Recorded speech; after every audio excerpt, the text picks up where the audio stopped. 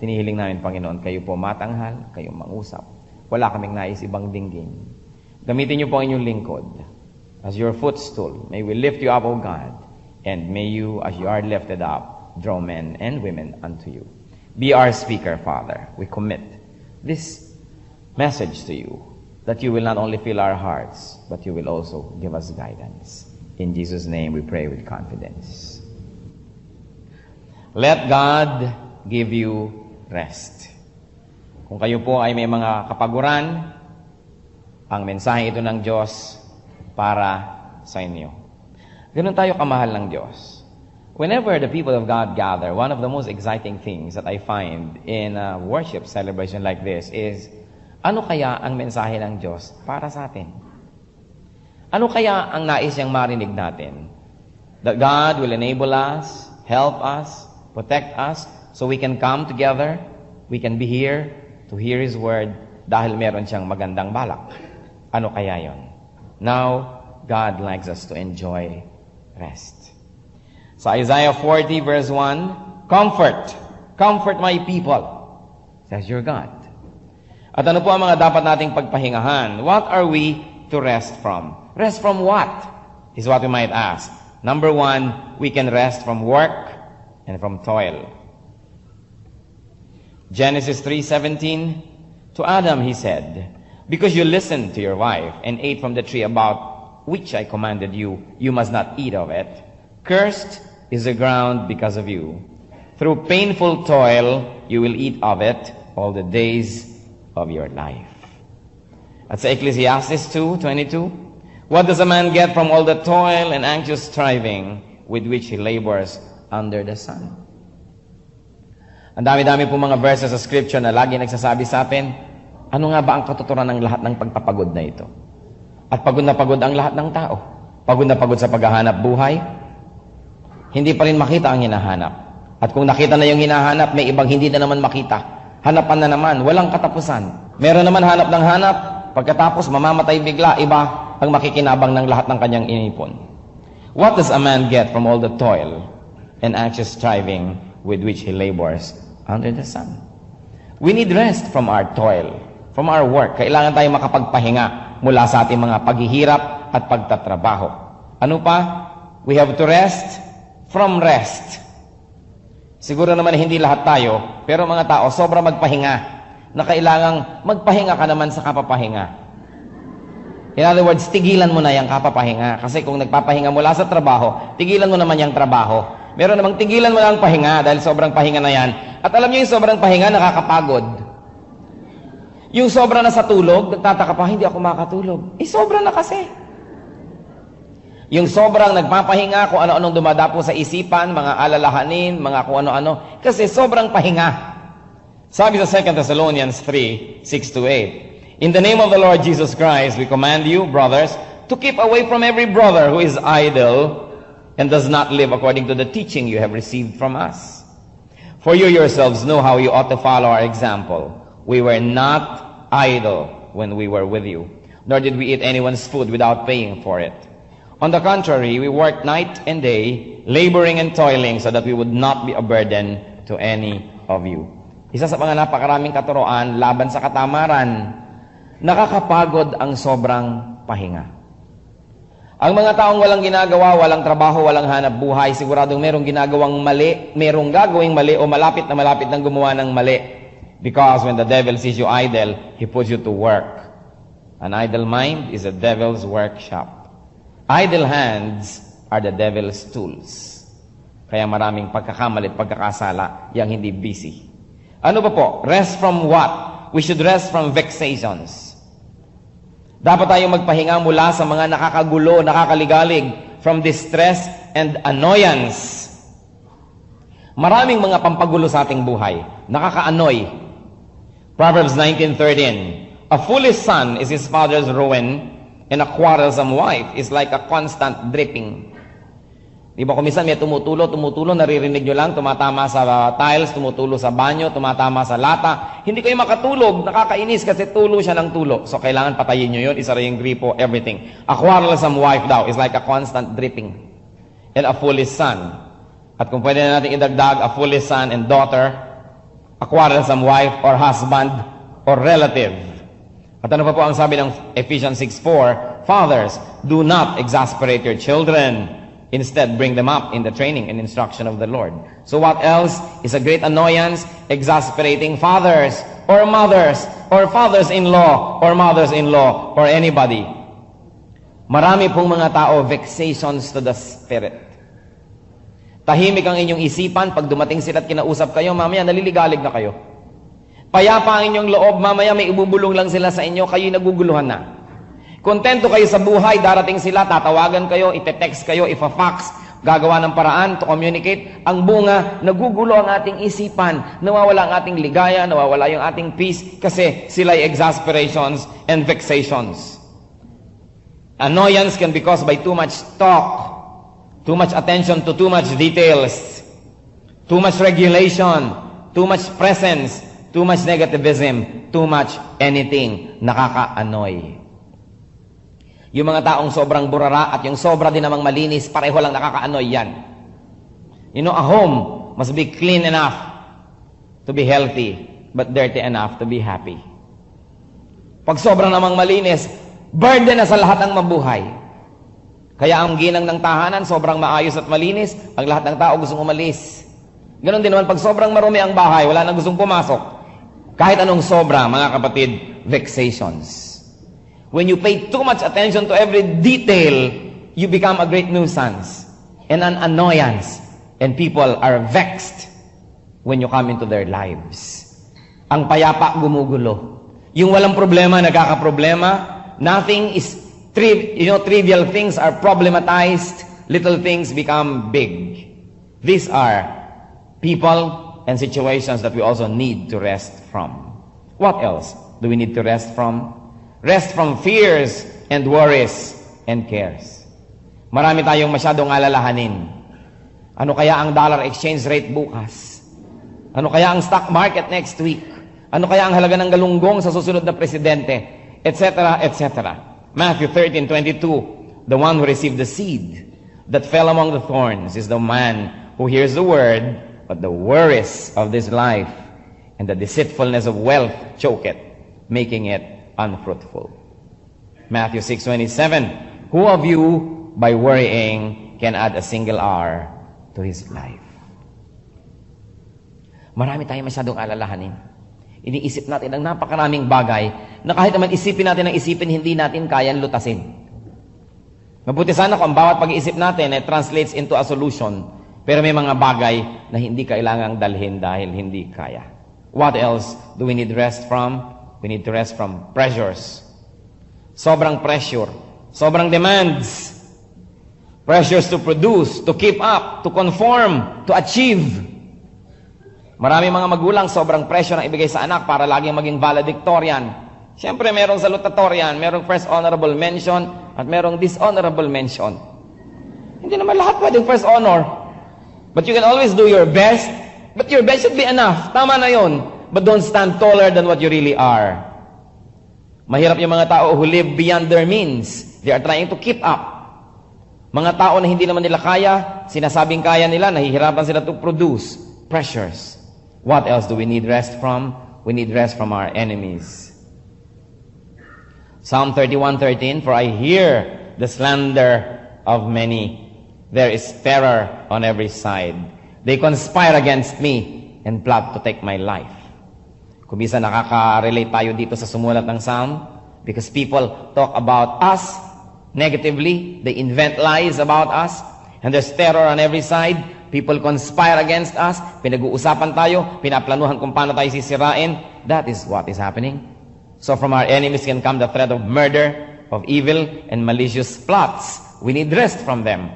And what else do we need rest from? A lot. But for today's purposes, let me deal with the last one. That is, we need rest from sin and from sinfulness. Psalm 51 verse 3. For I know my transgressions and my sin is always before me. So what do we need rest from when it comes to sin and sinfulness? Guilt and the fruit or fruits of sin. Kailangan tayo makapagpahinga mula sa mga pressure, mula sa ating mga kalaban, at mula sa kasalanan. mula sa guilt, sa konsyensya, at mula sa mga bunga ng kasalanan. Let's go to the heart of the matter. How to let God give you rest. Ano bang papel ng Diyos sa ating pagpapahinga? Paano natin mapapayagan, mapakikilos, at mapabayaan ang Diyos na kumilos para tayo magkapahinga? From work and toil, number 1, we should observe the Sabbath. Technically. From technical rest, kailangan natin to observe the Sabbath. Isa yan sa 10 Commandments. Exodus 20, verses 8 to 11. Remember the Sabbath day and keep it holy.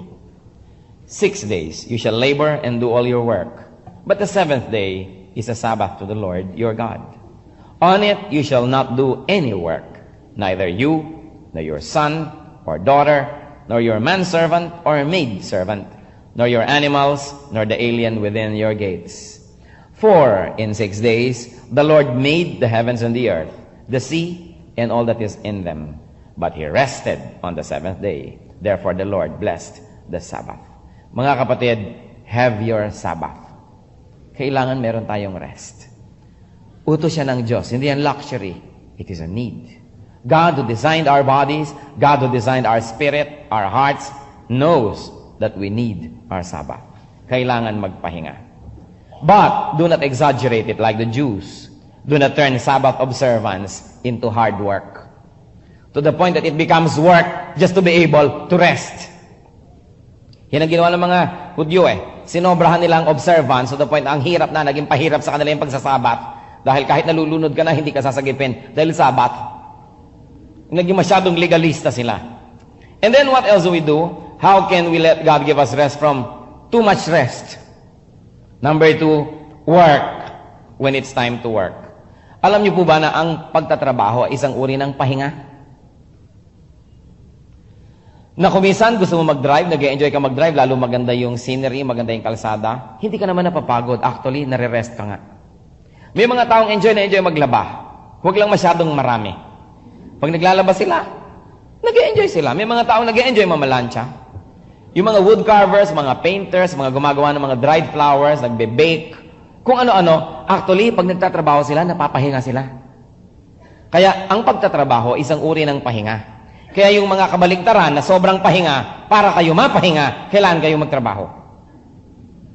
Ecclesiastes 3:2, there is a time to plant. Lahat ng bagay sa mundo, lahat ng gawain, merong correct timing. Observe God-appointed schedules. When is the time to work? Kailan ba talaga ang tamang oras ang pagtatrabaho? Sabi sa Bible, when it is still day. John 9:4. As long as it is day, we must do the work of Him who sent me. Night is coming when no one can work.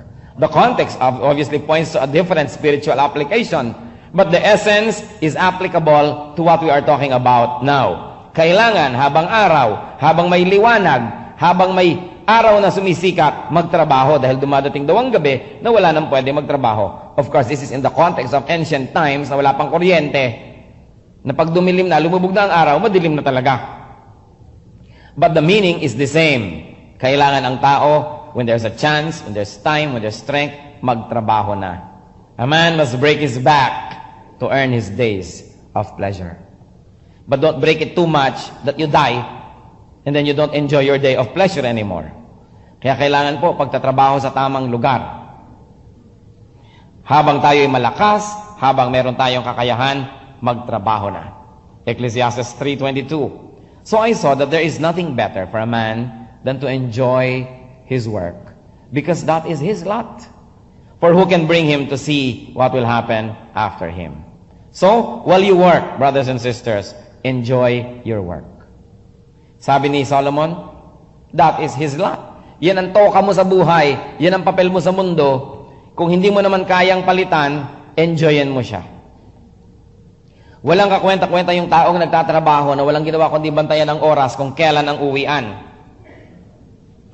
Walang ginawa kundi magreklamo sa kanyang ginagawa. Wala naman kayong choice. Ginagawa nyo yon, edi enjoyin nyo na. Kung may choice kayo na baguhin, edi baguhin. Pero moments sometimes offer us no other alternatives. Then, you might as well set your hearts to enjoying your work. And not only that, to enjoy the fruit of your work. Don't work too hard that you no longer have time to enjoy the fruit of your work. Hindi pwedeng tanim kayo ng tanim na katatanim nyo, wala na kayong oras sa kainin yung mga bunga ng mga namumunga na dahil hindi kayo tumitigil ng katatanim. Kailangan may oras ang pagtigil to enjoy. How can we rest from vexations? What does God teach us? What does the Bible teach us? Keep away from annoying people and keep away from annoying situations. Lumayo sa mga nakagugulong mga tao at nakagugulong mga pangyayari. Physically, really be distant. Sabi sa Proverbs 20:19, a gossip betrays a confidence, so avoid a man who talks too much. Or a woman. So ilayuan nyo yung sobrang mga madadaldal. Magugulo ang kaluluwa nyo. Bible lang may sabi. Proverbs 21:9, better to live in the corner of a roof than share a house with a quarrelsome wife. Mabuti pa daw tumira na lang sa bubong kaysa kasama sa kwarto ang isang asawang walang ginawa kundi makipag-away. At baligtarin natin, a quarrelsome husband also. May ganun din. Sa Israel kasi pwede pong tumira sa bubong, hindi katulad ng mga bubong ng ating bahay, kubo na ang tatarik, hindi kayo pwedeng tumira, liba na lang kayo paniki. Pero sa kanila kasi yung mga bubong nila ay flat. So, pwede kang tumira doon, maglagay kang konting habong, nung ka na nakatira, pwede na rin. Sabi, mabuti pa doon na, kaysa nandun ka sa baba na komportable, tapos ang kasama, sinabi sa Proverbs, di po ba? Physically, we can be distant. O mga husband, huwag nyo namang iwan agad ang mga asawa ninyo. Kausapin nyo muna, baka magbago pa. Ang mga tao naman, lalo nagsasubmit kay Lord, nagbabago, nag-i-improve. So, quarrelsome people, we should avoid them. Pag may kaibigan kayo, kakilalang lagi nalang nakikipag-away, kung hindi siya magbabago, iwasan nyo. If your companions will not change, you should change your companions. Dahil nadadamay ang inyong matiwasay na buhay sa gulo nila.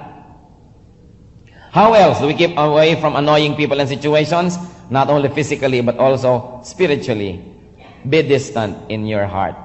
Ilayo ang loob. Have God as your wall, your moat, your hiding place. Sabi ng Psalm 32:7, you are my hiding place. You will protect me from trouble and surround me with songs of deliverance.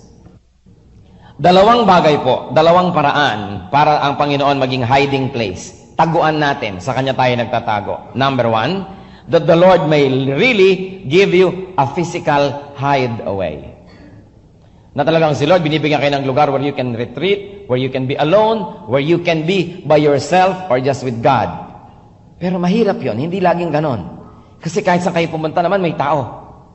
But there is another time and space where God can be your hiding place, and that is inside your heart. Ang mga taong makadiyos, ang mga taong malapit sa Diyos, merong lugar at panahon sa loob ng kanilang puso na pwede silang mapag-isa, kasama lang ang Diyos kahit maraming tao sa paligid. People who are spiritual can be alone though in a crowd, and you can detach yourself spiritually from the vexations around you. Napakahalaga na si Lord yung ating hiding place. Ngayon kung ang gulo-gulo ng bahay ninyo, maraming member kayo na talagang lagi nag-aaway, yung bang yuyukulang kayo sa isang tabit mananalangin, and all of a sudden, para bang naligid na kayo ng isang pader, naihiwalay kayo, nadala kayo sa isang hardin, nailayo, at ang nadidinig nyo mga awit, songs of deliverance, because there is that space in a person's heart.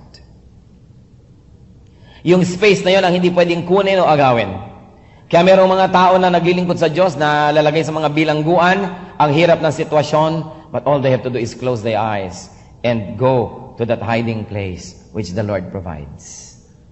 Hindi nyo na kailangan ng ticket ng aeroplano o bus. Hindi nyo kailangan magbiyahe o magbayad. It is available to all. Sabi ng Psalm 32:7, you are my hiding place. Kaya mga anak ng Diyos na malapit sa Kanya, maaari tayong magkaroon ng kapayapaan sa kabila ng ingay at gulo sa ating kapaligiran. Maaari tayong magkaroon ng security, though there's a lot of insecurity around us. We can have that sense of well-being, although every prophet of doom tells you otherwise. Na pwedeng naliligi tayo ng mga taong nakakainis, ang gugulo, pero meron tayong tining ng loob at kapayapaan sapagkat meron tayong lugar na pinupuntahan na pwede tayong mapag-isa kasama ang Diyos. And that is inside our hearts. One of the greatest gifts that God can give. You are my hiding place. You will protect me from trouble and surround me with songs of deliverance. Hindi laging physical yon. More often than not, it is a spiritual state of a person. How else can we let God give us rest from fears and worries and cares? Seek the Lord. Para po tayo makapagpahinga mula sa mga alalahanin, mga pangamba, mga kinakatakutan. Paano kaya ako bukas? Paano kaya ako pagtanda ko? Paano pag nagkasakit ako? Paano pag wala akong pera? Paano pag this at paano pag that? Ang sabi, hanapin ang Panginoon. Psalm 34:4, I sought the Lord and He answered me. He delivered me from all my fears. Ang kapayapaan ng loob ay hindi po inaasa kung ano ang nasa paligid natin. Yan ay nakaasa kung anong nasa loob ng ating puso. And if the Lord is in our hearts, we can be delivered from all our fears. Security is not the absence of danger. It is the presence of God. Secure tayo hindi dahil walang panganib, walang banta, hindi yon. Secure tayo dahil ang Diyos ay nasa ating puso. Sa Matthew 6:25-33, therefore I tell you, do not worry about your life, what you will eat or drink, or about your body, what you will wear. Is not life more important than food, and the body more important than clothes? Look at the birds of the air. They do not sow or reap or store away in barns, and yet your heavenly Father feeds them. Are you not much more valuable than they? Who of you, by worrying, can add a single hour to his life? And why do you worry about clothes? See how the lilies of the field grow. They do not labor or spin. Yet I tell you that not even Solomon in all his splendor was dressed like one of these. If that is how God clothes the grass of the field, which is here today and tomorrow is thrown into the fire, will He not much more clothe you, O you of little faith? So do not worry, saying, what shall we eat, or what shall we drink, or what shall we wear? For the pagans run after all these things, and your heavenly Father knows that you need them. But seek first His kingdom and His righteousness, and all these things will be given to you as well. Napakagandang sauluhin ito. Matthew 6:25-33. Ano po dito ang sinasabi na paraan upang tayo magkaroon ng kapahingahan? Umasa sa Panginoon. Magtiwala sa Diyos. Yung umaasa sa sarili, talaga may insecure. Kahit kayo malakas kumita, kung bukas bigla kayo na-paralyze, baka maiba yan. Kung inaasahan natin security natin ay yung gate, o yung pader, o yung alarm, kung nag-brown out at walang alarm, kung may hagdan yung magnanakaw at inakyat ang pader, hindi ka na naman secure. Kung ang security natin ay savings natin, biglang nagkaroon ng inflation, nagkaroon bigla ng collapse ng banking system, wala nga kang gagawin, kundi mag-alala. Ibinigay sa Biblia ang paraan para tayo makapagpahinga sa alalahanin. Magtiwala sa Diyos. Hindi ibig sabihin na magiging kang Juan Tamad na inaantay mong lumaglag yung bayabas. Magtrabaho ka, do your best, and then stop, and let God take care of the rest. Do not worry about tomorrow. Tomorrow will take care of itself. Let the day's own trouble be sufficient for the day. You know why many people are depleted of strength? Bakit walang lakas? Bakit walang sigla? Paano yung lakas na para sa mga gagawin bukas, inuubos na para sa ginagawa ngayon? At yung lakas ng mga isang taon na kailangan, inuubos para sa pag-aalala para bukas. At hindi lang yon, yung lakas na kailangan para sa gawain ngayon, ginagamit para sa pag-aalala, para sa darating pa, bukas pa. Sabi sa Bible, let the day's own trouble be sufficient for the day, because tomorrow's trouble will have tomorrow's graces. Kayo man, at yung pagkain para bukas, kinain nyo na ngayon, magkakasakit kayo. Napaka-importante na yung pangbukas, bukas. At ganoon din yung grasya ng Diyos. Laging sapat ang grasya niya para ngayon. Pero pag yung grasya niya ngayon, inisip niyo kung paano i-allocate para sa pangangailangan bukas, o next week, o next month, kulang talaga. Kasi yung grasya ngayon, pang ngayon lang yun eh. Yung bukas, nandun uli ang Diyos, magbibigay uli siya ng bagong grasya. Kaya sabi sa Lord's Prayer, give us this day our daily bread. Hindi pwedeng weekly o monthly. Yung bukas, merong sariling mga provisions from God dahil nandun pa rin ang Diyos bukas. Harapin natin yung problema ngayon. Magplano rin tayo para bukas, but not worry. Maghanda tayo sa kaya natin, but do not be given to worry. How can we rest from pressures? Pressure, kailangan ganito ka, kailangan ganun ka, kailangan maging ganito ka, etc., etc. Live by God's standards. Sukatin natin ang ating sarili at mabuhay tayo ayon sa panukat ng Diyos. Romans 12:2, do not conform any longer to the pattern of this world, but be transformed by the renewing of your mind. Then you will be able to test and approve what God's will is, His good, pleasing, and perfect will. Huwag na tayong makipag-contest sa ating mga kapitbahay, sa ating kapatid, sa ating pinsan. Let's just be our best. Kung yun na, yun na. Tanggapin na natin yun. Pero huwag naman tanggapin nyo agad nang wala pa tayong effort. Do your best, tapos yun na. Live by God's standards. Huwag nating sukatin ang success by the standards of the world. Sinusukat ka. Grabing manukat kasi ang mundo. Alam nyo ba, pagka nakinig kayo sa panukat ng mundo, magpapakamatay kayo. Kasi lahat ng tao, babae, dapat ang sukat 36, 24, 36. Paano kung 50, 50, 50? Ang gagawin nyo sa buhay nyo? Kaya yung iba namamatay kumisan sa sobrang pagjejeta, may namamatay sa operating table kasi ipinapa-vacuum cleaner ang mga taba nila, kung ano-ano. Paano? Sinusukat nila ang sarili by the standards of the world. Paano naman ang mundo'y napakalakas magbiro at napakasakit magbiro? Lahat ng mga advertisement ng mga slimming, mga salon, etc., etc., yung mga modelo, hindi kailangan mag-slim. Kaya ikaw ngayon, laging you feel miserable, bakit hindi ka nila kamukha? Hindi sila totoo. Drawing lang sila. Konti lang ang totoo nun. Pagka ginaya nyo yon, mamamatay kayo. Accept the way that the Lord accepts you. Well, let's be the best versions of ourselves. Pero kung hanggang doon na talaga, ganun ang bone structure nyo, yun na yun. Kung hanggang doon lang yung inyong IQ, o yung EQ at lahat-lahat ng mga Q, huwag niyong pilitin na magdunong-dunungan. Huwag natin pilitin ating mga anak. Yung iba sa kaiinom ng mga pampatangkad. Kung ganun ba yung height mo, ano pang magagawa mo dyan? Yung iba kaiinom, ang humahaba mukha. O kaya isang palang ang humaba, o yung... Ang dami talaga nagkatabi-tabingi.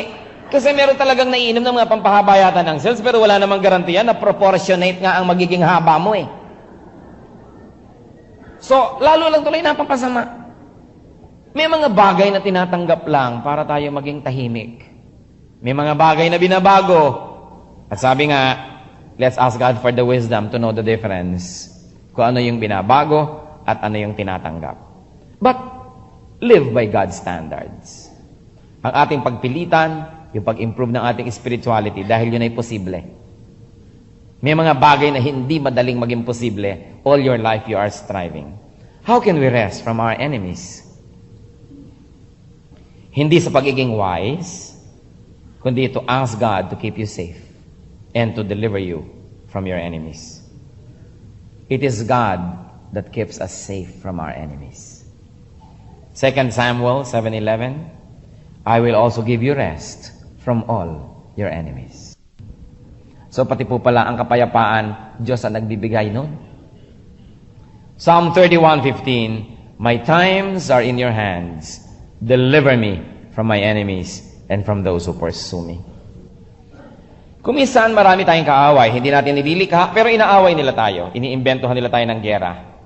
Pero kung lagi natin silang iisipin, kung paano natin sila maiisahan, paano natin sila matatalo, paano natin sila mauunahan, mapapagod tayo. At kahit anong gawin natin, masasalisihan pa rin nila tayo, kaya pa rin nila tayong gawa na masama. So anong dapat gawin? Ipagkatiwala sa Diyos. Sabi niya, vengeance is mine. I will repay. Napaka-importante na ipagkatiwala. It is God who can keep us safe. It is God that can deliver us from our enemies. And then finally, how can we let God give us rest from sin? First, the guilt of sin. We must repent. Repent and confess. Psalm 32:5. Then I acknowledged my sin to you and did not cover up my iniquity. I said, I will confess my transgressions to the Lord, and you forgave the guilt of my sin. Ang taong nagkakamali na hindi inaamin ang kanyang pagkakamali, hindi pinagsisisihan ang kanyang pagkakamali, at hindi inihihingi ng tawad doon sa pinagkamalian, ang kanyang pagkakamali ay nabubulok sa loob. Parang sugat na tinatakpan. Ayaw mong ipahalatang may sugat ka, takip ka ng takip, lalong nabubulok sa loob. Pero sabi ng sumulat ng Psalm 32, nung aking ipinagtapat ang aking kasalanan, nung hindi ko pinagtakpan ang aking sarili, at ako'y nagtapat, humingi ng tawad, pinatawad mo ang aking guilt. Yung konsyensyang binabagabag siya, pinatawad ng Diyos. Ngayon, mga kapatid, kung kayo po mag-confess kayo sa Diyos, at doon lang sa pinagkasalaan ninyo, hindi nyo na kailangang ibuyangyang sa buong bayan ang mga pinagagawa ninyo. That's why I do not encourage ang masyadong mga patesti-testimony na ibubuyangyang ang lahat ng mga bituka at lahat ng mga nangyari.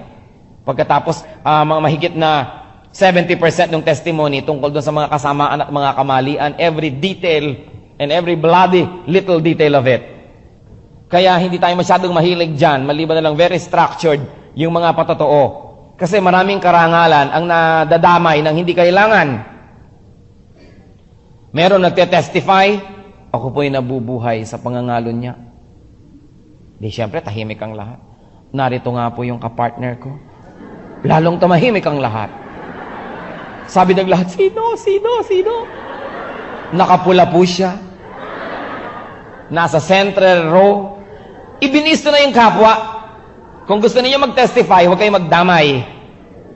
Yung gusto ng tao, i-testify niya yung sarili niya, siyang bahala doon, pero huwag kayong magdamay.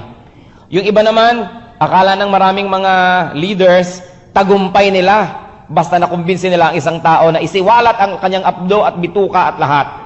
Kaya sige, sabihin mo lahat. Hindi naman kailangan.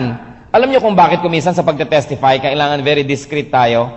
Maraming mga tao, hindi nakakalimot. Ang Diyos lumilimot ng ating kasalanan. Sabi niya, as far as the east is from the west, doon ko ilalayo ang iyong kasalanan, ililibing sa pusod ng dagat. Pero ang mga tao, very seldom do people forgive and forget. That's why we have to be discreet. Nagkasala ako sa iyo ko sasabihin at sa Diyos. Pero hindi kailangang ibuyang-yang ko sa buong barangay. Sapagkat yung iba, hindi nila kayang magdala ng ganung mga sensitive things. They will become judgmental. They will never forget. And then you get ostracized, walang actualing natulungan. Kaya kailangan discreet tayo sa ganyang mga bagay. Pero sinabi dito, when I acknowledge my sin before God and did not cover up my iniquity. Hindi na ako nag-rationalize. Hindi na ako sabing, kasi naman yung pituitary glands ko kasi naman yung sugar account ko ngayon, ganun, kaya kita nabulyawan. Yung hindi na kung sino-sinong sinisisi. Take your responsibility. Sinabi niya, I did not cover up my iniquity. And the Lord forgave. What did the Lord forgive? The guilt. The guilt. Pero yun pong bunga ng kasalanan. Kahit anong pagko-confess ang gawin ninyo, magtiyaga kayo kasi kailangang dalhin nyo yan all your life.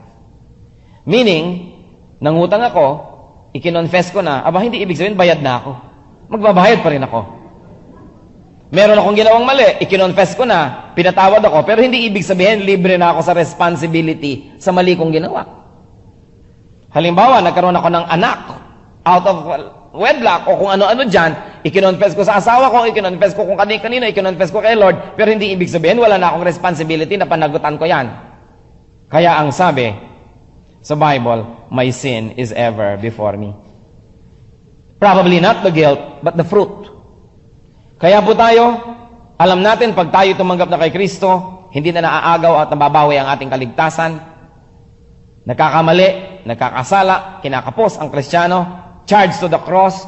Our salvation is secure because it is charged to the cross, but it doesn't mean that you will not pay for it in this world. Salamat na lang, our salvation is secure because it is in the hands of Jesus, but it doesn't mean that you're exempted in this life, in this world, this side of eternity, from the fruit of your sin. Galatians 6:7, do not be deceived. God cannot be mocked. A man reaps what he sows. Nagtanim tayo ng mali, nagsisi, pinatawad, hindi na i-charge sa eternity. Pero, aanihin pa rin natin sa buhay na ito ang bunga ng kamalian na yon. So, God cares. God is kind. Pag tinagalog, dalawang klaseng kindness. Siya ay mabait at siya ay mabuti. Magkaiba yung mabait sa mabuti. Mayroong mga hindi mabuting mabait. May mga mabait na hindi mabuti. Yung parang bait panglabas Hindi kita gusto pakanin pero pinakain kita. Naiinis ako sa'yo pero pinapakain kita. At least mabait ako. Pero siguro hindi ako mabuti. Meron namang mabuti na walang chance magpakita ng kabaitan. Nasa loob lang. Pero dapat tayo mabuti at mabait. At ganun ang Panginoon. God likes to give you rest. Sa Israel na lamang, sabi niya sa Exodus 33:14, the Lord replied, "My presence will go with you, and I will give you rest." It is God's presence that gives rest. Kung gusto natin makapahinga, dapat present ang Diyos sa ating buhay. And to all believers like you and me, Matthew 11:28-30. Come to me, all you who are weary and burdened, and I will give you rest. Take my yoke upon you and learn from me, for I am gentle and humble in heart, and you will find rest for your souls. For my yoke is easy and my burden is light. What is the formula to have rest? Sabi niya, come to me. Meaning, move away from vexations. Move away from sinful living. Lumayo sa dapat layuan at lumapit sa Diyos. And sabi niya, take my yoke upon you. This is a very agricultural term. Alam niyo si Paul, ang lahat ng halos mga example niya, very city kind of mga examples. Kasi city kid yang si Paul. But the Lord grew up in the farm. Ang kanyang mga disciples ay mga promdi. So talagang ang mga examples niya pang mga magsasaka. So eto na naman, sabi niya, take my yoke upon you. In Israel, sa atin kasi, yung yoke, yung ipinapatong dito sa batok ng mga hayop, yung isinisingkaw dyan, para maghila sila ng kariton, ng karetela, ng kung ano-ano man, ng troso. Isa lang kasi yun sa atin. Sa Israel, dalawa.